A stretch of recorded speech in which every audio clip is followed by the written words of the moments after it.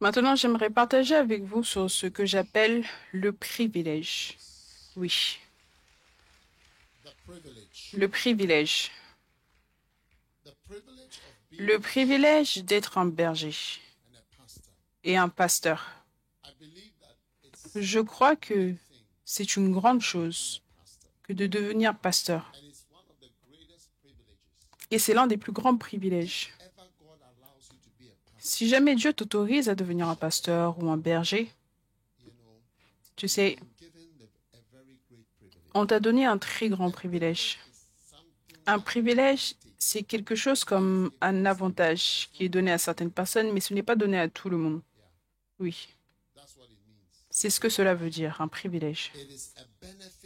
C'est un bénéfice, une exception spéciale ou un avantage dont bénéficient peu de personnes. Donc, tu as le privilège de t'asseoir dans une voiture. Une fois, par exemple, j'étais en Angleterre et j'ai eu le privilège de dormir, de rester dans un palais. Quand on dit le palais de Buckingham, j'ai été invité pour rester dans un palais, dans l'un des palais à Londres. Oui. Même juste traverser le portail. Tu vas simplement conduire à côté. Tu ne sauras jamais que c'est un palais. Et j'ai été invité par l'archevêque de Canterbury, celui qui officie les funérailles, les mariages des rois, des reines et tout cela. C'est lui qui m'a invité là-bas. Et donc, on m'a montré ma chambre dans le palais. Oh oui. Ce n'est pas tout le monde qui a ça. Voilà ce que je veux dire en parlant de privilège. Le privilège, c'est quelque chose que tout le monde n'a pas. Oui. Récemment, j'ai rencontré le président du Kenya. Et quand on est allé au château ou là où le président vit, le pasteur qui était avec moi, il a dit, « Ah, moi, ça fait 18 ans que je suis au Kenya. Je n'ai jamais vu cet endroit. » Oui, parce que c'est un privilège. C'est un avantage spécial que peu de personnes sont autorisées. Les gens ne savent pas que quand tu es dans l'église, on dit berger, pasteur, ça. Ils ne savent pas que ce n'est pas tout le monde. Peut-être que comme ça a l'air d'être quelque chose de courant, tu penses que tout le monde est pasteur, tout le monde est berger, mais ce n'est pas vrai. C'est un vrai privilège. Et l'une des manières de voir un privilège, c'est quand tu le perds.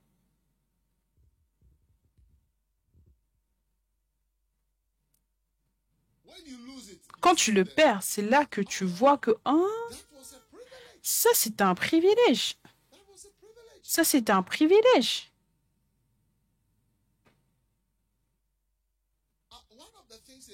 L'une des choses, c'est que l'un des problèmes avec les privilèges, c'est que quand on donne des privilèges aux gens, ils ne savent pas que c'est un privilège jusqu'à ce qu'ils le perdent. Quand ils perdent, ils réalisent que, j'avais ce privilège. La plupart des gens qui n'ont jamais travaillé avec moi personnellement, et pour certaines raisons ou d'autres, ils n'ont pas continué de travailler avec moi personnellement. Ils découvrent le privilège qu'ils avaient quand ils ne sont plus là. Oui, c'est un privilège. C'est ça le privilège. Parce que ce n'est pas tout le monde qui travaille avec moi directement, qui continue de travailler avec moi directement. Certaines fois, ils travaillent avec moi, mais de manière indirecte. Tu découvres les privilèges souvent quand ils ne sont plus là. Voilà pourquoi quand je viens me tenir prêcher, si tu veux, écoute les messages, écoute les prières avant la prédication. Merci pour cette opportunité. Et tu vois le mot opportunité jusqu'à ce que tu le perdes. Et quand tu le perds, là tu dis, oh, waouh, c'était réellement. Le jour où tu ne seras plus dans cette église, loin de toi, mais le jour où tu ne seras plus dans l'église, dans cette église, tu vas découvrir que, c'est un privilège qu'on t'ait encouragé à faire certaines choses, à servir le Seigneur. C'est là que tu découvres que, c'est un privilège même que d'être invité à avoir une réunion de camp. Oui, à prier, à travailler, c'est un privilège.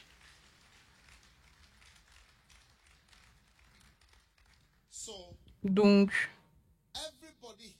toute personne ici, s'il vous plaît, j'espère que vous avez les 50 personnes que j'ai demandées. Est-ce qu'ils sont prêts?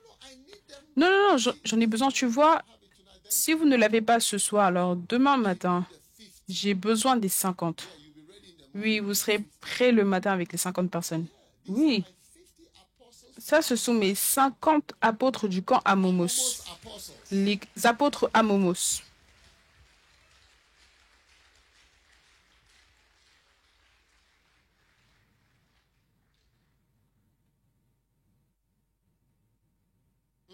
Hmm?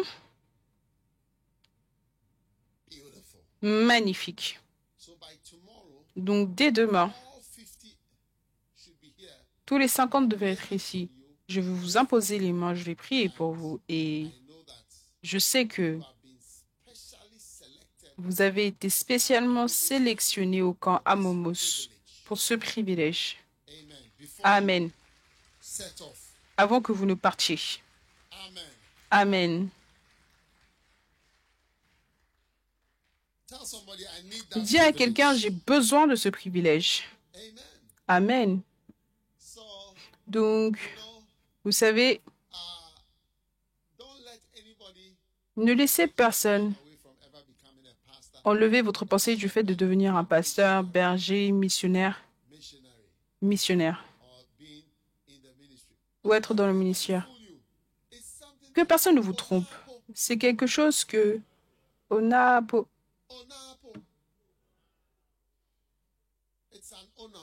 C'est un onapos. Est-ce que tu as déjà entendu ce mot onapos? C'est un onapos. Cela signifie que c'est quelque chose qui onapo. Un onapos, c'est quelque chose qui onapo. C'est un mot dans l'église. Tu peux taper cela sur Internet, onapos. C'est un onapos.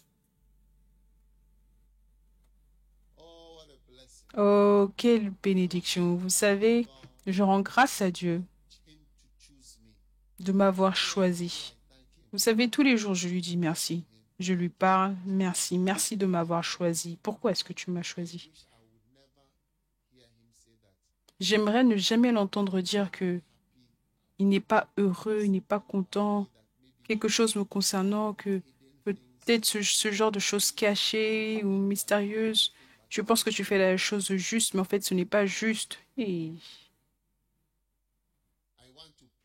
je veux lui être agréable. Je veux qu'il soit content de moi, qu'il m'ait sauvé, appelé. C'est tellement élevé pour moi, c'est tellement élevé. Oui. Il n'y a pas de travail plus élevé. Vous savez, je suis un médecin. J'ai été à l'école de médecine pendant 7 ans. Je suis devenu médecin. Je sais ce que cela signifie qu'être médecin. Tous mes camarades de classe sont médecins. Ils ont travaillé partout dans le monde. Et je vous le dis, c'est quelque chose de tellement plus élevé. Je voudrais vous montrer cela maintenant. Je voudrais que vous chérissiez que c'est un avantage. C'est un avantage. Oui. Vous savez, aujourd'hui, si je vais voyager dans différents pays, de nombreuses fois, ils font tellement de bruit à l'aéroport quand ils viennent m'accueillir. Je me sens tellement embarrassée. Mais le Seigneur me montrait que c'est juste une avance sur ton arrivée au ciel.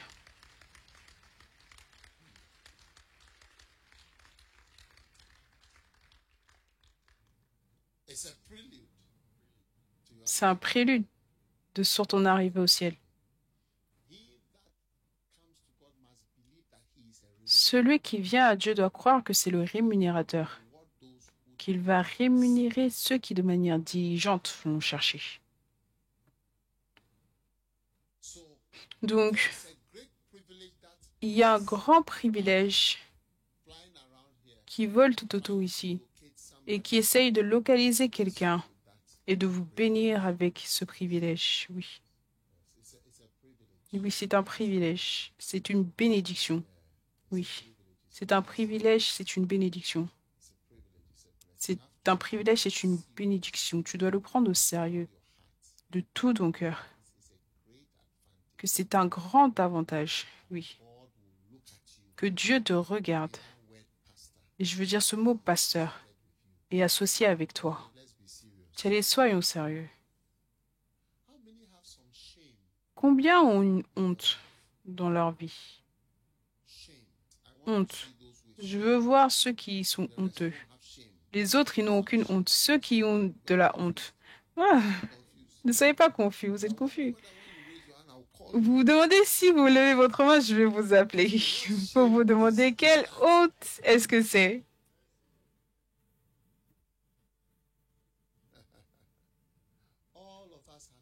Nous tous, nous avons de la honte. Nous tous, nous avons de la honte. Nous sommes tous honteux. Comme la chanson le dit, tout le monde a une histoire. Oui. Et ta honte aurait dû être la raison pour laquelle Dieu ne veut même pas se soucier de toi, mais plutôt, il étend sa main et dit, toi, viens.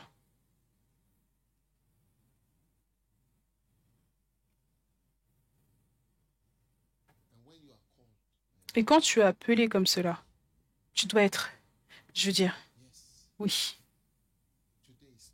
Aujourd'hui, c'est mon jour. Aujourd'hui, c'est mon jour. J'ai été appelé. J'ai été appelé. Oui. C'est malheureux que la monogamie a détruit le privilège du mariage. Vous comprenez la monogamie au lieu de polygamie? La monogamie. La monogamie a détruit le privilège du mariage pour beaucoup de chrétiens, surtout les femmes chrétiennes. La monogamie. La monogamie, c'est l'art d'avoir une femme. Quand tu rencontres quelqu'un qui est dans la polygamie, tu vois qu'elle voit le mariage comme un privilège. Oui. Une fois, j'ai rencontré une femme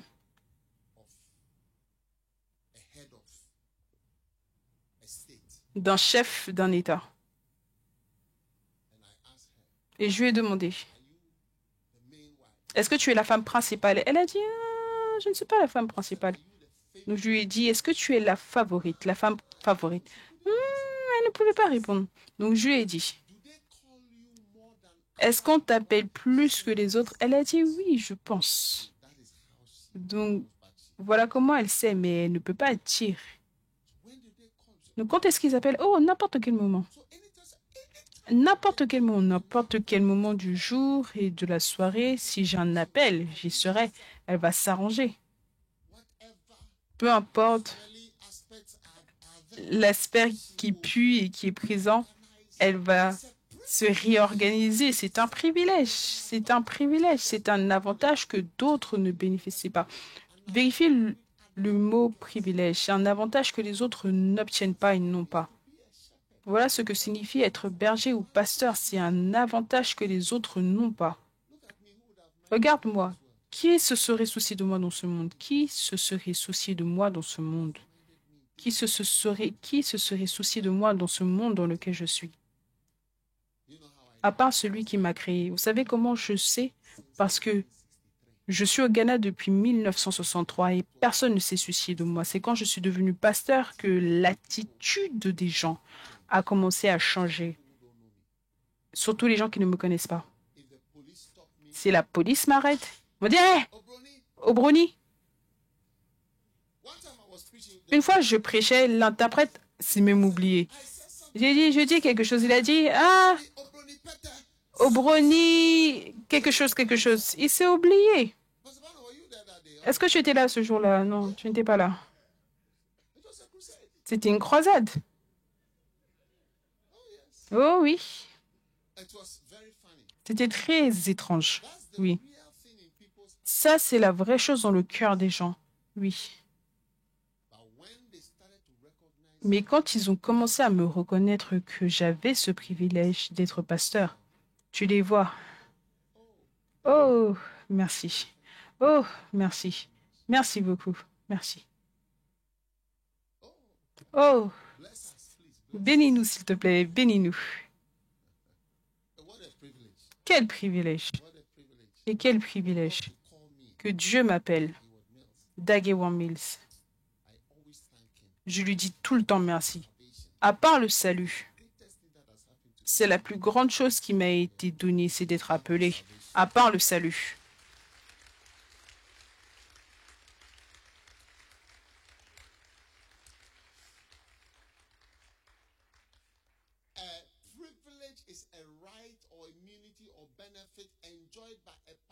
Privilège, c'est un droit, une immunité dont se réjouit une personne particulière ou un groupe restreint de personnes, au-delà des avantages de la plupart des gens. C'est un bénéfice réjoui dont se réjouit un groupe restreint. Un groupe restreint. Donc, tu fais partie des groupes restreints. Combien d'églises ont des branches partout? Tu es dans ce groupe restreint. Et tu deviens l'un des pasteurs, l'un des leaders, l'un des bergers. C'est un privilège. C'est un honneur. Amen. De faire partie de ce groupe incroyable et spécial. Alléluia. Alléluia. Très bien.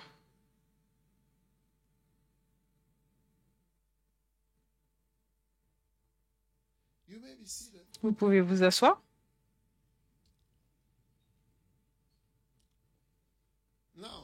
Maintenant, numéro 1. C'est un privilège d'avoir le même travail que Jésus. Que penses-tu? Jean 10, 11. Jésus a dit, je suis le bon berger. Amen. Combien sont excités que quand on dit que tu as un travail, tu dis, j'ai un travail comme celui de Jésus. Je suis tout juste comme Jésus. Le travail pour lequel Jésus est venu dans ce monde, il est venu pour être un berger. Et toi aussi, on te met pour que tu deviennes un berger. Acclame pour Jésus. Ça, c'est un grand privilège. Numéro 2. La deuxième raison pour laquelle c'est un grand privilège, c'est parce que c'est un honneur que Dieu a décrit, un honneur. En Hébreux chapitre 5, le verset 4, la Bible déclare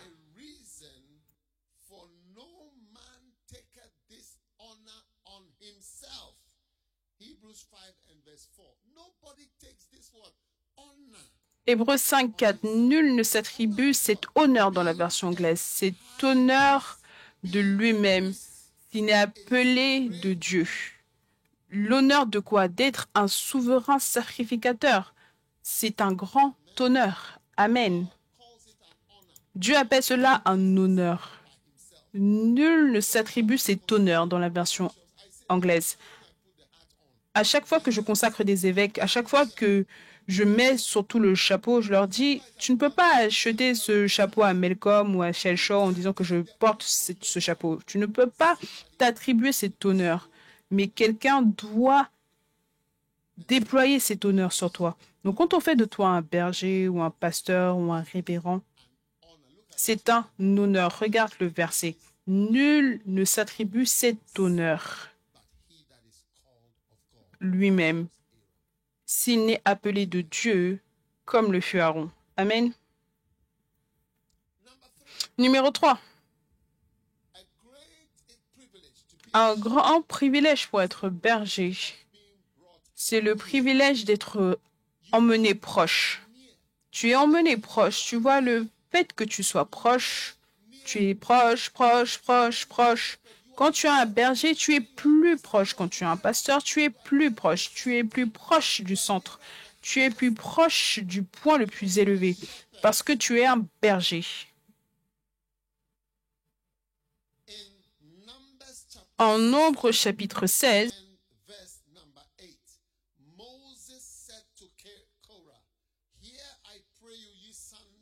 Moïse dit à Corée, donc, enfants de Lévi, est-ce trop peu pour vous que le Dieu d'Israël vous ait choisi dans l'assemblée d'Israël en vous faisant approcher de lui, afin que vous soyez employés au service du tabernacle de l'Éternel et que vous vous présentiez devant l'assemblée pour la servir. Il vous a fait approcher de lui. Il a fait quoi? Il vous a fait approcher de lui. Il vous a fait approcher. Donc, être un berger, tu as été emmené plus proche. Parce que quand on demande, quand ils annoncent tous les bergers, tous les bacenta leaders, quand ils annoncent tous les pasteurs, quand ils annoncent tous les évêques, chaque groupe qu'ils annoncent et dans lequel tu fais partie, tu es emmené plus près. Oh oui. Récemment, j'ai eu une réunion. J'ai eu une réunion à Singapour avec les évêques. J'ai dit, tous les évêques, venez à Singapour. Ils sont tous venus. Magnifique. Récemment, j'ai eu une réunion aux Maldives. Et j'ai dit, tous les évêques, venez aux Maldives. Et je leur ai montré le chemin pour y aller. Oui, oh oui. Une expérience incroyable.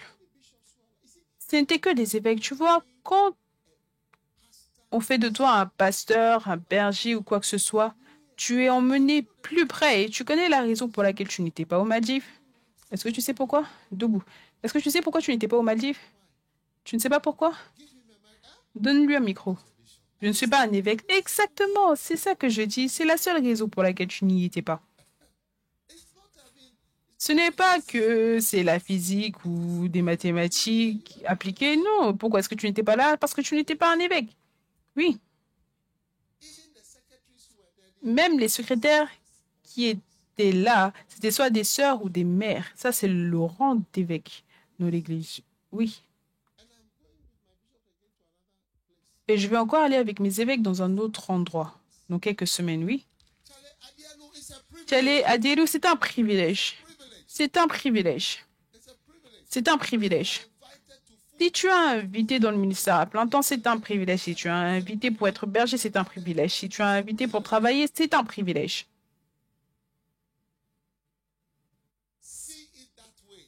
Vois cela de cette manière. Ne laisse personne te rendre confus. Surtout, ne laisse pas les employés mécontents. Ne les laisse pas te tromper. Ce sont des employés mécontents. Certains d'entre eux, ce sont des Absalons déchus. Des Absalons qui attaquent leur père. Va regarder la statue d'Absalom dehors. C'est un avertissement de l'histoire. De ce qui s'est passé, ce qui est arrivé à Absalom.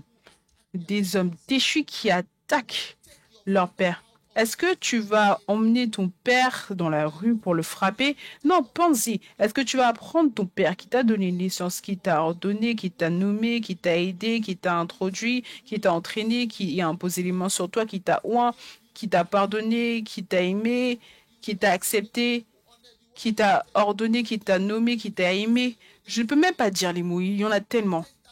Et tu prends cette personne et tu l'emmènes dehors et tu la frappes pour l'embarrasser en public pour essayer de faire honte à la personne. Tu as emmené une malédiction sur toi-même et tu ne peux blâmer personne à part toi.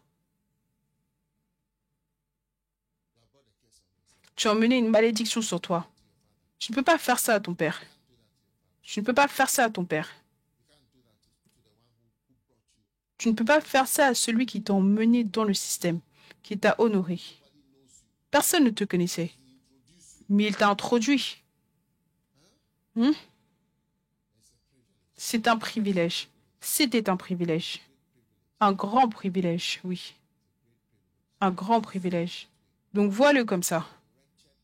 Ne laisse pas des Absalons déchus de rendre ta pensée confuse, ne serait-ce que pour 2 secondes. Sois sûr de ce en quoi tu crois. Sois sûr en ce à quoi tu te tiens. Si tu n'es pas sûr, quitte l'église et va là où tu es sûr. Tu n'as pas à rester dans une église. Parce que quand tu restes dans l'église où tu ne crois pas, tu deviens un Judas déchu. Pourtant, tu n'es pas un Judas, mais tu deviens un Judas parce que tu es dans un endroit où tu ne crois pas. Donc, tu es là, mais tu as une pensée différente. Et c'est un privilège que d'être rapproché, d'être emmené plus près. C'est un privilège. Parce que je suis pasteur, j'ai été emmené plus près de tellement de choses. Un jour, j'étais en Malaisie, à Kuala Lumpur. Oui, j'étais à Kuala Lumpur. Et le pasteur là-bas, vous savez, il m'a juste aimé. Je ne sais pas pourquoi. Il m'a simplement emmené plus près. Oh oui, il m'a simplement emmené plus près. Oui. Et je me souviens, je ne sais pas si vous avez entendu parler de Jim Baker. Un jour, l'assistant de Jim Baker était là. Et il a dit, tu sais, ce frère, je voudrais que tu racontes l'histoire de ce qui s'est passé chez toi. C'était une grande histoire. Il a fait asseoir l'homme pendant 2 heures. Parle-moi. Alors qu'on avait un dîner. Il lui a raconté tout ce qui se passait en Amérique, même ces grosses crises. On m'a emmené plus près pour écouter.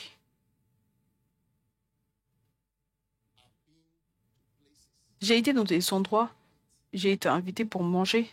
Rapproche-toi, viens plus près. Et Daosa, ils m'ont emmené à Londres, dans un hôtel top. Je n'avais jamais vu un tel endroit auparavant. Il m'a fait m'asseoir, moi et l'évêque Saki. Il m'a fait m'asseoir avec un évêque blanc. Il m'a dit, mange. J'ai arrêté de manger parce que j'étais tellement nerveux. Il a pris ma fourchette, il a dit, mange, c'est très cher. Oui. Oh, je suis privilégiée. Tout ceci, ce sont des moments privilégiés. J'ai tout mangé comme il me l'a dit. Si tu veux, sois là et ne mange pas.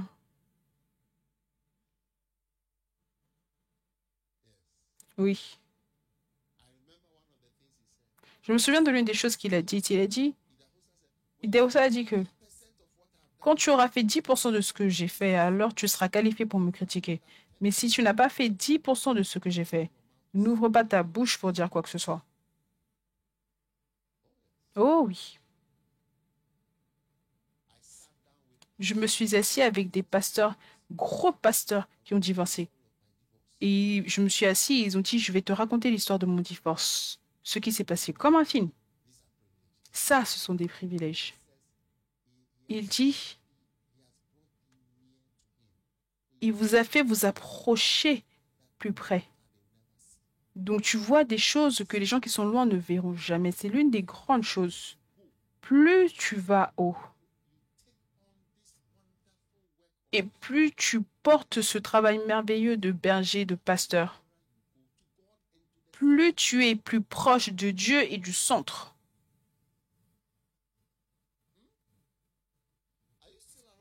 Est-ce que tu es toujours là ou... Je ne sais pas, peut-être que je devrais partager ceci avec un autre groupe. Peut-être qu'il y a d'autres qui veulent entendre ces choses.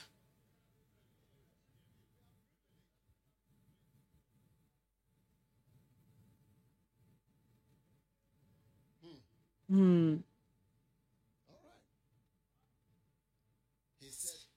Il dit, est-ce une petite chose? Certaines personnes le voient comme une petite chose.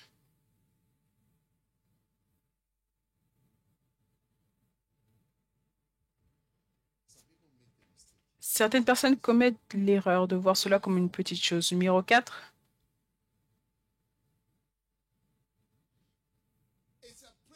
C'est un privilège de rejoindre une famille de bergers. Privilège de rejoindre quoi? Une famille.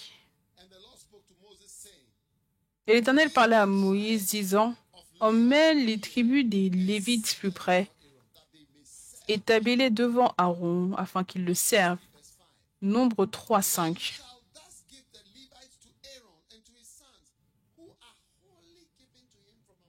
Et tu placeras devant le sacrificateur Aaron pour qu'elle soit à son service. L'Éternel parla à Moïse et dit, J'ai pris les Lévites au milieu des enfants d'Israël à la place de tous les premiers-nés, et les Lévites m'appartiendront. Le privilège d'être un Lévite dans la famille, une famille spéciale. Tout le monde ici doit accepter cet appel. Dieu t'appelle. Hey, il t'appelle à rejoindre la famille.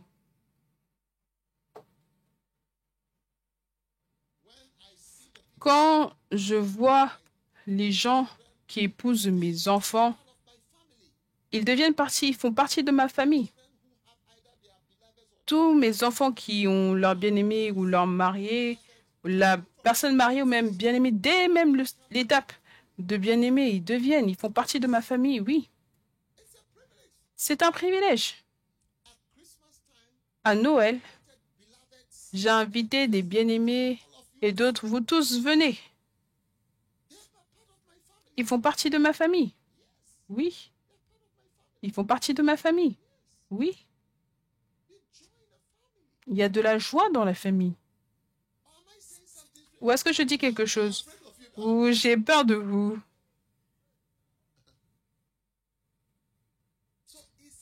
Donc, il dit, on va faire de toi l'un des Lévites. Donc maintenant, tu viens de la tribu des Lévites. Ça, c'est ta famille. Quand tu as un berger, c'est une famille.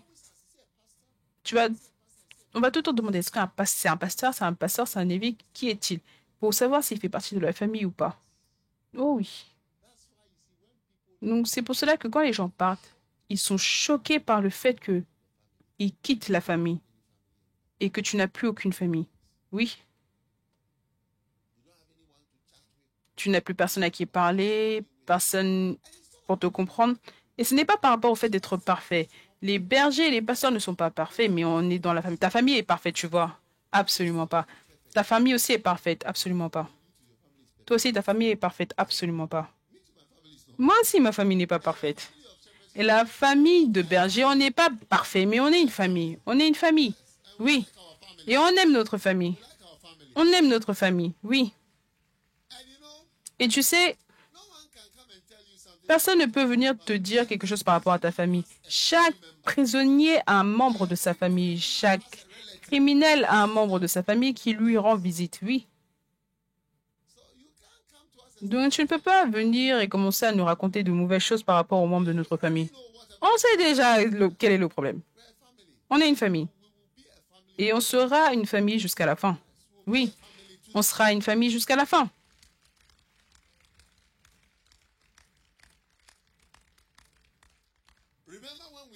Souvenez-vous, quand on a commencé le camp, je vous ai raconté l'histoire de certains gars. Et le gars, il est venu, 3 voleurs à main armée sont venus dans la maison et le gars leur a tiré dessus. C'était une famille. Ils recherchaient leur sœur. Ils recherchaient leur sœur. Ils ne pouvaient pas trouver la sœur. Parce que un membre de la famille manquait et ils voulaient trouver leur sœur. Ils ne pouvaient pas trouver leur sœur. Et le gars les a tués tous. Ça, c'était au début du film. Je ne vais pas vous dire comment...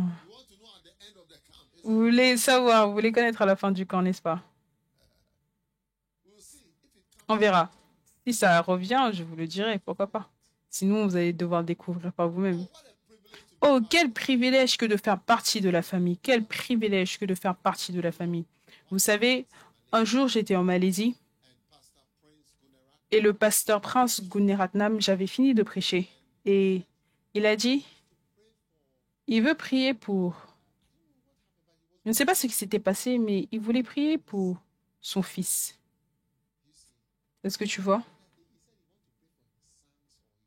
Je crois qu'il a dit qu'il voulait prier pour ses fils ou quelque chose, mais une famille. Quelque chose. Donc, il a appelé son fils. Il a prié pour son fils. Et après, il s'est tourné pour m'appeler moi. Moi, j'étais partie derrière, mais quand j'ai entendu ça, ils disent qu'ils prient pour la famille. Ils m'ont ajouté moi. J'ai couru pour aller collecter ma prière pour m'ajouter à la famille. Oh oui. emmenés proches et emmenés pour faire partie de la famille. Oui. Récemment, l'une de nos filles est morte à la fin de l'année dernière. J'ai eu un appel la nuit. J'ai eu un appel la nuit. J'ai dit, mais qu'est-ce qui se passe? Elle vient juste de mourir. Donc, je suis sortie de chez moi. Je suis allée là-bas. Quand je suis arrivée, quand le pasteur m'a vu, dès qu'il m'a vu, il s'est mis à pleurer. Parce que tu vois, je suis sa famille. Il s'est levé et il s'est mis à pleurer. J'étais avec lui et la femme dans la chambre là-bas.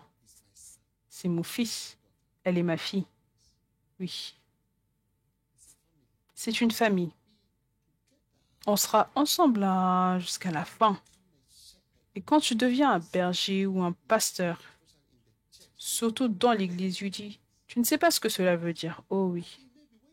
Je pense que peut-être que quand tu voyageras un peu, quelqu'un ici, tu as voyagé et tu as vu les bénéfices de l'église, oui, de la famille. Combien ont déjà vu ça? Tu as voyagé quelque part et tu as vu. Où est-ce que tu as voyagé? Donne-moi un micro. Viens ici. Où est-ce que tu es parti? Je suis parti à Milan. À Milan? En Italie. Oui, en Italie. Pour un voyage d'affaires. Et quand je suis arrivée là-bas, un transport avait été arrangé pour arriver à l'hôtel, mais dès que je suis arrivée, il y avait des membres de l'église qui étaient venus me voir. Les membres de l'église, oui, qui étaient venus me voir. Donc, quand l'entreprise a vu cela, ils ont dit, mais d'où viennent ces gens? Et je leur ai dit que je voulais être avec eux, donc ils m'ont emmené dans ma chambre. Moi, je suis allée à Frederick, dans le Maryland, et je suis allée à l'église en Colombie. Ils envoyaient quelqu'un pour me chercher chaque dimanche. Qui d'autre? J'étais à Dallas et Virginie. Les gens étaient organisés. Pourquoi? Parce que tu fais partie de la famille, le révérend Francis Agblé. Magnifique. Oui. Et où encore? Toi, est-ce que tu as vu? Oui. J'étais en République tchèque. En République tchèque. Oui, j'étudiais là-bas. Au début, quand je suis arrivée, il n'y avait pas d'église. Donc, j'étais là un jour et... Est-ce que tu es pasteur? Berger, oui. Et le révérend Fifi Biden est venu avec sa femme pour commencer une église. Et je les ai rejoints. Et tu n'étais plus seul. Je n'étais plus seul du tout. Et toi, où est-ce que tu étais? Au Cameroun. Au Cameroun. Tu es allé au Cameroun? Oui, évêque. Pour aller faire quoi? Pour une visite. Et tu as vu l'église là-bas? Oui, évêque. Est-ce qu'ils t'ont reconnu? Oui. Ils m'ont même fait prêcher et ils ont emmené beaucoup de nourriture. Et toi? Aux Émirats arabes. Aux Émirats unis arabes. Quelle ville? À Dubaï. Oui, s'il te plaît. Et qu'est-ce qui s'est passé? J'ai eu une opportunité de servir Dieu et d'être nommé en tant que pasteur à Dubaï. Et toi? Aux Philippines. Les Philippines, la cathédrale de louange. En 2018. Oui. Presque tout le monde là-bas ne cessait de dire à quel point c'était grand de faire partie de la famille, qu'on est privilégié de faire partie d'une bonne famille, la famille Lighthouse. Et même le docteur Samuel nous a emmenés. Il voulait même nous donner quelque chose. Il était avec nous, il nous a parlé et c'était vraiment beau. Tu vois maintenant, tu fais partie d'une famille, d'une famille, d'une famille, d'une famille, d'une famille. Et même, il y a des gens qui ne sont pas dans notre église qui font partie de la famille. La semaine prochaine, je vais aller à Singapour. Et les gens qui ne font pas partie des membres du conseil, ils vont tous venir. C'est comme une autre famille.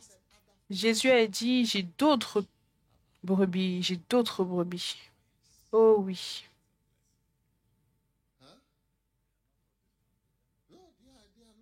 Ils ne sont pas dans UD, mais c'est aussi ma famille.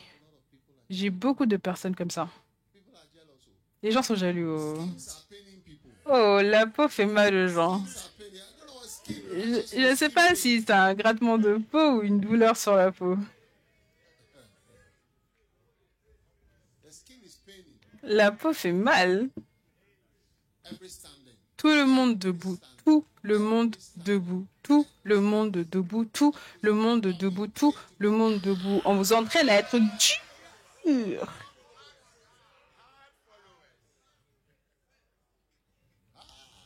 Dur. Oh, la famille est terrible. La famille est terrible. Je suis allée quelque part aussi. Je suis allée à beaucoup. À beaucoup, oui.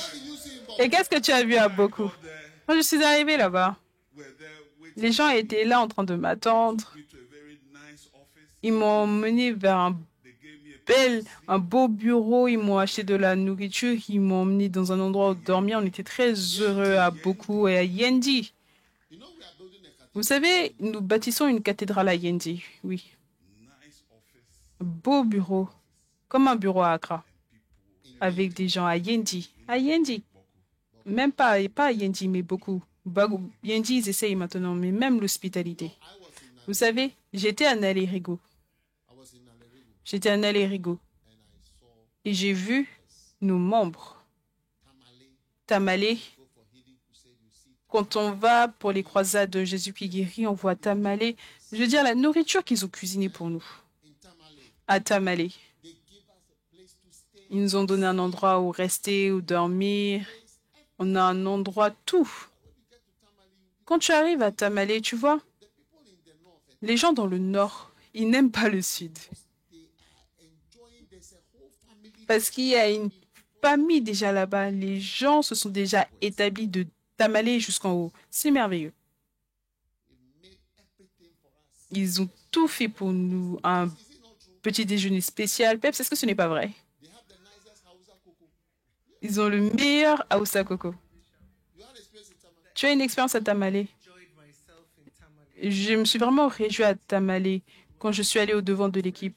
La nourriture était bonne, le petit déjeuner, le dîner, les membres, les gens étaient amicaux. Je n'ai pas eu à organiser quoi que ce soit. Ils se sont occupés de moi. Quand l'équipe venait, ils allaient emmener de la nourriture au chauffeur, à tout le monde, les gens de Tamale. Et certaines fois, on était en retard, donc ils ont mené la nourriture à la barrière pour donner à tout le monde. Tout était arrangé pour que tout le monde ait quelque chose. Je veux dire, oh, quel privilège! Quel privilège! Quelle famille!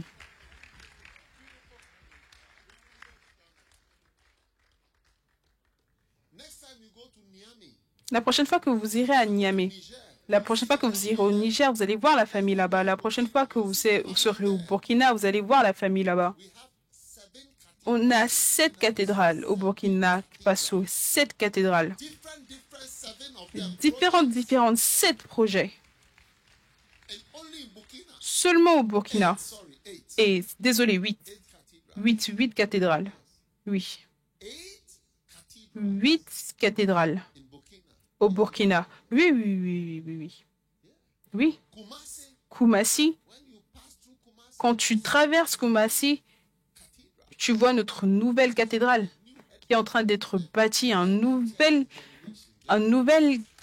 quartier général pour l'église à dénomination Mega Church. Magnifique.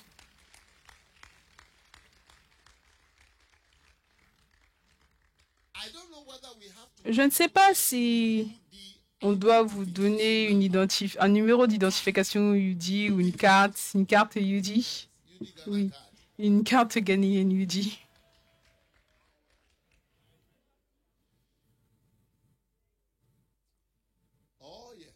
Oh oui. Donc quand j'ai écrit ce livre, Le Privilège, premièrement, j'ai prêché dessus au Kenya. Oui. La prochaine fois, les membres kenyans. Tu vois, à cause des membres kenyans, je connais le numéro plus 254, plus 254. Parce que le Ghana, c'est plus 233. Eux, c'est plus 254. Beaucoup, ils m'envoient tout le temps des messages du Kenya. Directement. Bonjour, papa, tu sais, il y a ça, ça, ça, différentes histoires. J'ai beaucoup d'enfants au Kenya. C'est incroyable. Oh oui, l'église Macarius. C'est magnifique. Donc, écoutez, écoutez. Dimanche, hello, hello. Dimanche, j'ai rencontré certaines personnes, vous savez. Et c'est l'un des départements dans l'église Premier Amour. Vous savez ce qu'ils m'ont dit? Tous. Ils ont dit, je travaille ici. Je travaille dans cette entreprise. Je travaille ici, je travaille ici, je travaille ici. Vous savez la chose courante qu'ils ont dit? Ils ont dit, ce que je fais dans l'entreprise, je l'ai appris à l'église. Je l'ai appris à l'église. Ça, c'est ce que j'ai fait à l'école. Mais c'est ça que j'ai appris à l'église. C'est ça que j'utilise pour travailler au travail. Chacun d'entre eux, il disait la même chose. Tu es privilégié de travailler là où tu travailles, tu apprends des compétences et des choses. Tu dois voir ceci comme un privilège. Donc, quand je prêche au Kenya, le privilège, je ne cesse de penser ce mot privilège. Le Saint-Esprit me mettait dans mon cœur, dans ma pensée, privilège, privilège, privilège, privilège. Quelque chose qui est donné à des personnes restreintes. Où est le mot privilège? C'est donné à un groupe restreint, un droit, une immunité ou un bénéfice dont se réjouissent une personne particulière ou un groupe de personnes restreintes. Magnifique. Combien vont faire partie de ce groupe de personnes restreintes? Ne perdez pas l'opportunité d'être berger. Essayez d'arrêter de forniquer. Devenez un berger.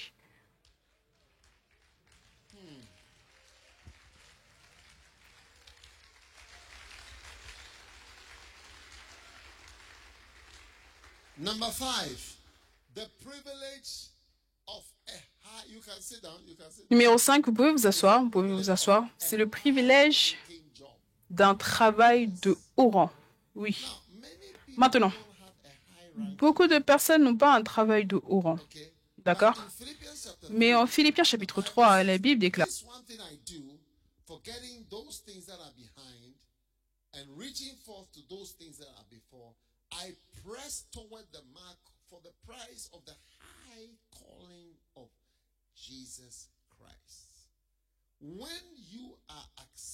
quand tu acceptes l'appel pour être un berger, tu acceptes un travail de haut niveau. Combien veulent travailler dans une banque à un niveau faible? Combien veulent être celui qui nettoie toutes les toilettes de la banque? Combien veulent être le manager de toute la banque?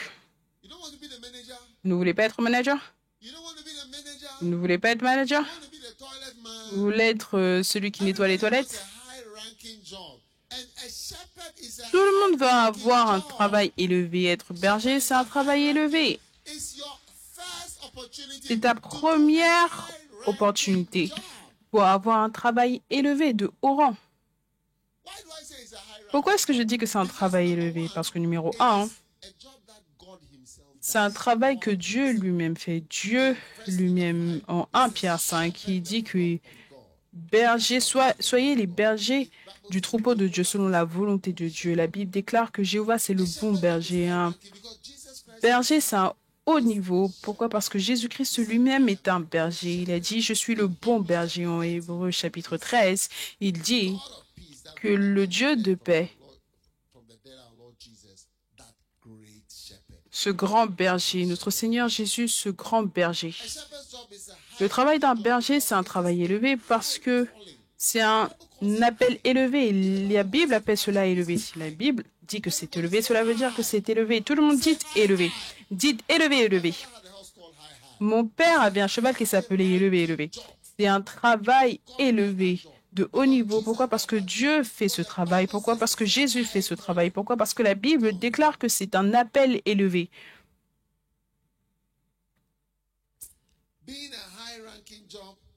Avoir un travail, être berger, c'est un travail élevé parce que tu es un manager ou, comme quelqu'un le dit, un manager. Genèse 41, 55. Quand tout le pays d'Égypte fut affamé, le peuple cria à Pharaon pour avoir du pain. Pharaon dit à tous les Égyptiens, allez vers Joseph et faites ce qu'il vous dira. Joseph était un superviseur de haut rang.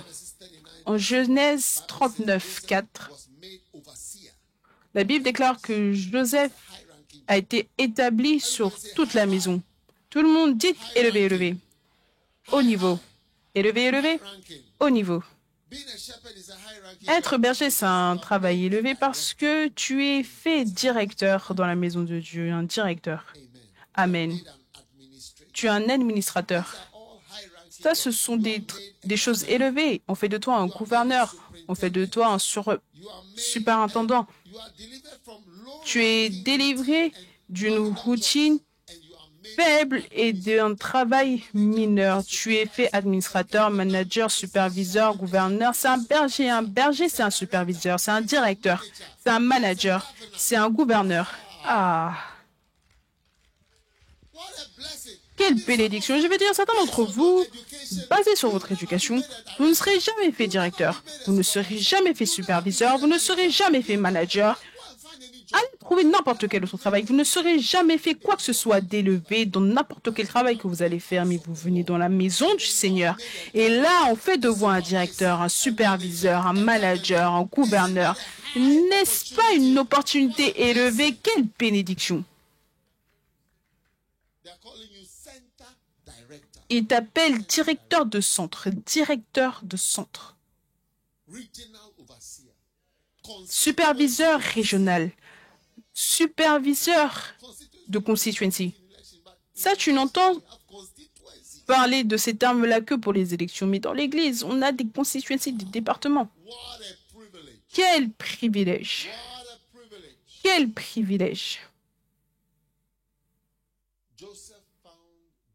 Joseph trouva grâce et il fut établi superviseur. Magnifique. Vous pouvez vous asseoir. Ensuite, numéro 6. C'est un privilège parce que tu fais partie du gouvernement, de la gouvernance. Tu vois, beaucoup de personnes veulent faire partie du gouvernement. Oh, je fais partie du gouvernement. Vous savez, si vous regardez le gouvernement maintenant, certaines personnes qui faisaient partie avant la dernière élection ne font plus partie du gouvernement. Ils étaient ministres de ça, ministres de ça. Après cette élection, ils n'ont pas été choisis pour être ministres de ça ou même députés ministres. Il y a certains noms, tu entends, ils ont sauté. Et quand tu sautes, cela signifie que tu ne fais plus partie du gouvernement cette fois-ci. C'est tout. Tu ne fais pas partie du gouvernement. Tu as été éliminé du gouvernement. Mais quand tu deviens berger, quand tu deviens un pasteur, quand tu deviens un évêque, quand tu deviens un leader dans la maison de Dieu, tu fais partie du gouvernement de l'Église. Quel privilège cela est que de faire partie. Tu veux faire partie du gouvernement de NPP, mais tu ne veux pas faire partie du gouvernement de l'Église. Tu veux faire partie du prochain gouvernement NDC, mais tu ne veux pas faire partie du gouvernement de l'Église. C'est le gouvernement du NPP dont tu veux faire partie? Qu'est-ce que le NPP a fait pour nous? Qu'est-ce que le NDC a fait pour nous? Non, pense-y sérieusement. Est-ce qu'on ne voit pas le déclin de tout ce que nous avons? Tout est en déclin juste devant nos yeux alors que les années passent depuis l'indépendance. Tu ne peux pas dire que le Ghana n'est pas en train de régresser. Tu ne peux pas dire cela. Chaque gouvernement, progressivement, tu vois qu'ils descendent, descendent, ils descendent, ils descendent, ils descendent. Depuis l'indépendance, ils descendent, ils descendent, ils descendent, ils descendent, ils descendent, ils descendent, ils descendent. Certaines fois, le déclin est un tout petit peu plus bas. Certaines fois, c'est vous. Et après, ça s'arrête comme ça. Depuis l'indépendance, l'éducation est devenue pire, inutile. Maintenant, notre éducation n'est plus reconnue à l'étranger. Oui. Les routes sont dangereuses. Les hôpitaux, les médecins. J'ai vu un médecin y donner un témoignage il avait son appartement au quartier des infirmières. Ça, c'était son témoignage, un médecin. Parce que sa bien-aimée était infirmière. Quand il l'a épousée, ils leur ont donné, il y avait un appartement d'infirmière qui divise une pièce avec un filet moustiquaire. Et ça, c'était son témoignage. Et moi, je me demandais, ça, c'était son témoignage.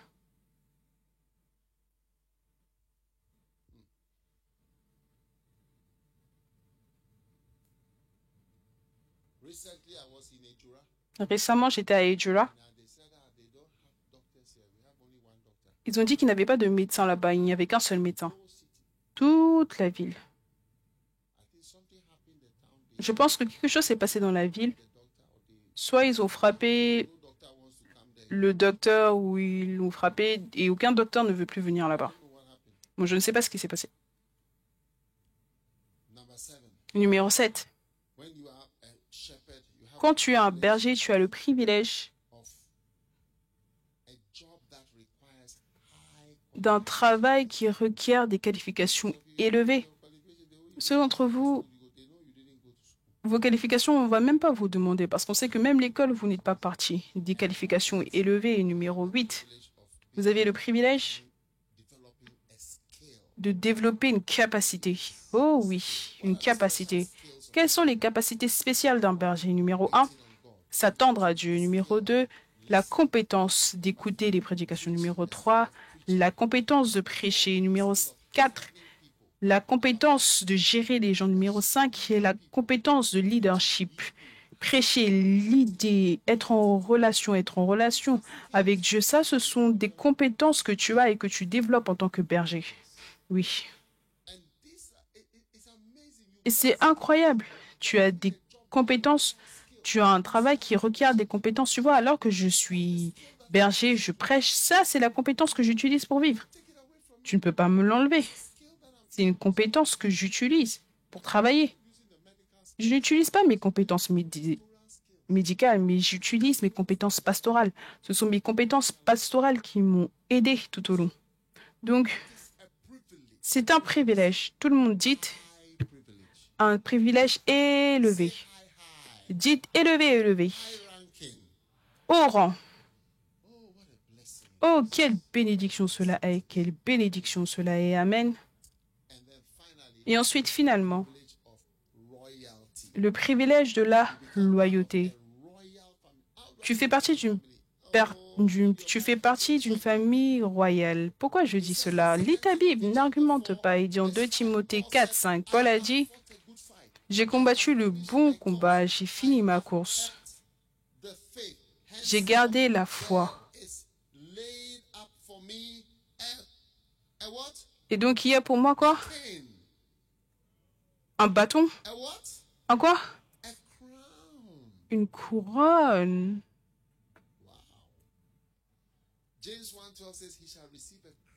Jacques 1,12 dit que tu recevras une couronne. Une fois qu'une couronne t'est donnée, tu fais partie de la famille royale. Tu deviens royal. Quand tu vas en Angleterre, ils ont ce qu'ils appellent les joyaux de la couronne.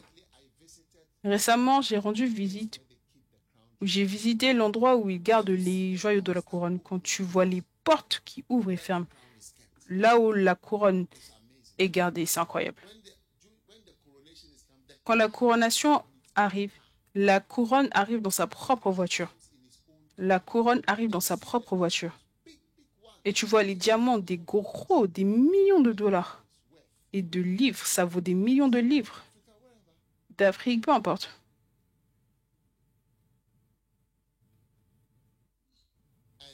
Et ça, ce sont les couronnes spéciales.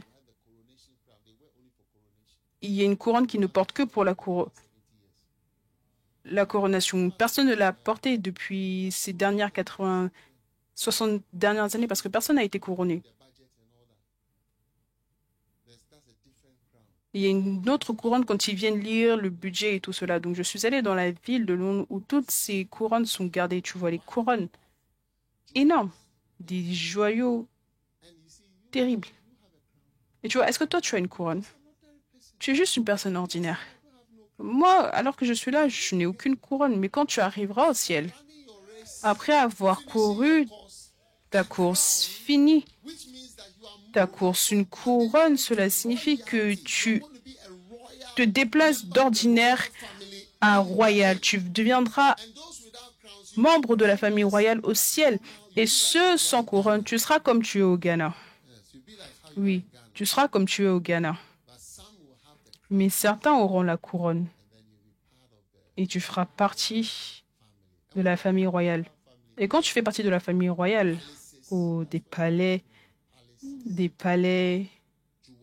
des joyaux, la richesse, je suis sûre que tu seras différente de la masse du ciel. On va passer dans notre chariot au ciel, on va dire, allô, apprends à faire le coucou. Tu vois, la reine, elle fait un coucou comme ceci.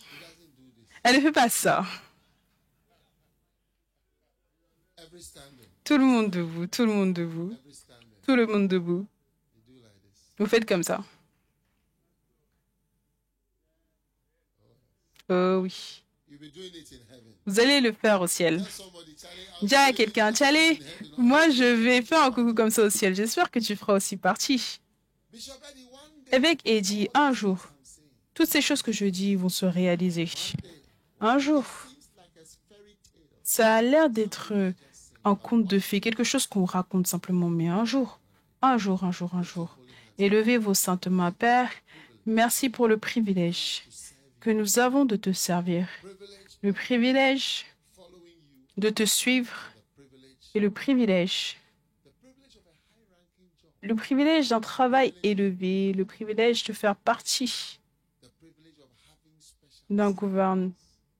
du gouvernement, le privilège d'avoir des compétences spéciales pour travailler pour toi, le privilège d'être emmené plus près, oh Dieu, le privilège de l'honneur.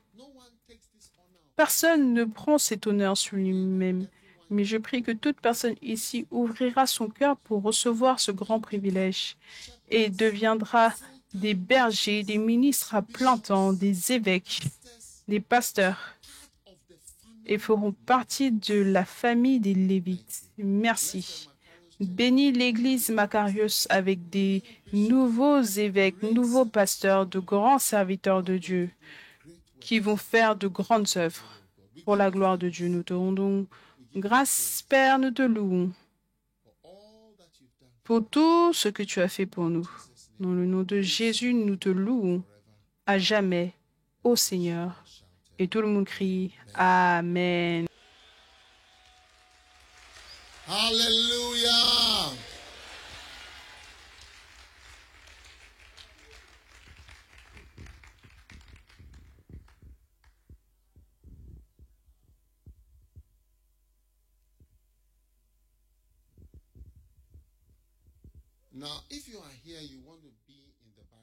Maintenant, si tu es ici, tu veux être à l'école biblique. Peut-être que Dieu t'a appelé et tu as envie d'être à l'école biblique. Et lève tes mains comme ceci. Tu veux rejoindre l'école biblique et être entraîné pour être dans le ministère. Hello, hello. Prions, Père, merci pour tous ceux que tu as appelés. Peut-être que tu es ici, tu sens que tu veux être à l'école biblique pour être entraîné, pour devenir ministre. Et lève ta main droite et je veux simplement prier avec vous avant que je ne m'asseye. Si vous avez levé vos mains, venez vers moi devant ici. Juste simplement venez ici. Peut-être que Dieu vous a appelé.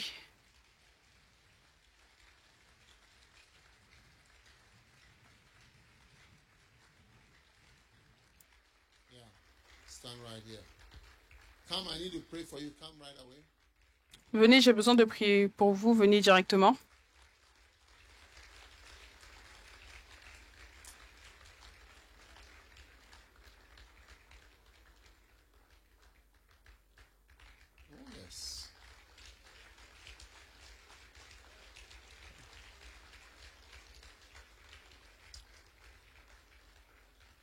Come. God bless you.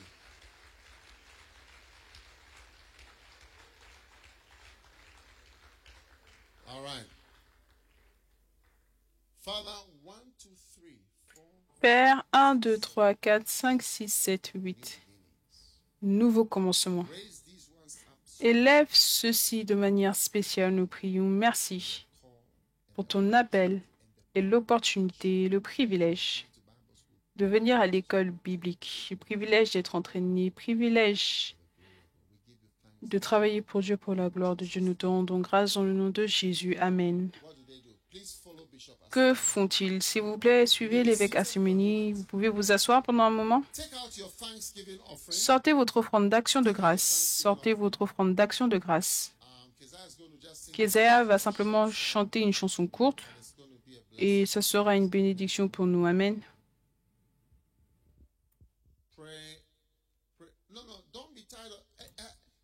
Hello? Quand je dis offrande, ne dites pas « Oh, je ne fais pas partie de ça ». Non. Prions sur les offrandes. Père, bénis toute personne qui donne aujourd'hui dans le nom de Jésus. Amen.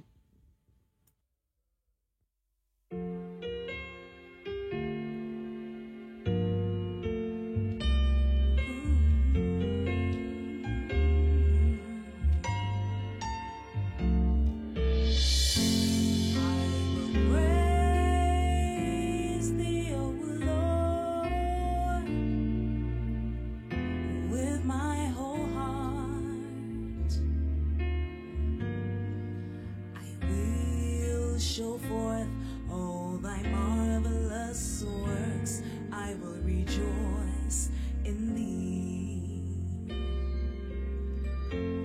I will praise thee, O Lord,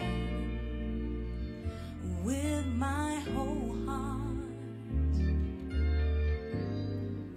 I will show forth all thy marvelous works. I will rejoice in thee. I will be glad and I will sing praises to thy name, O Most High.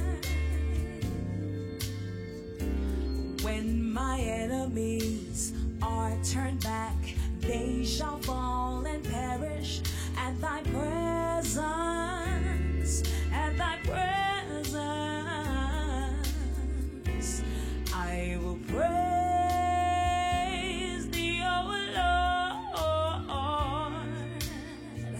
with my whole heart.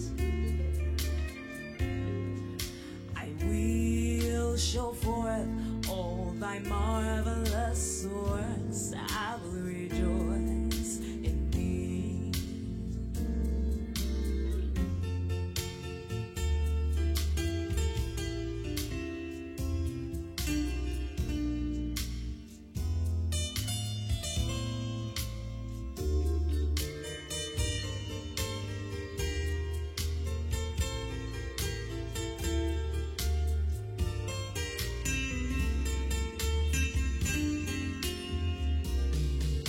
I will be glad and I will sing praises to thy name, O Most High.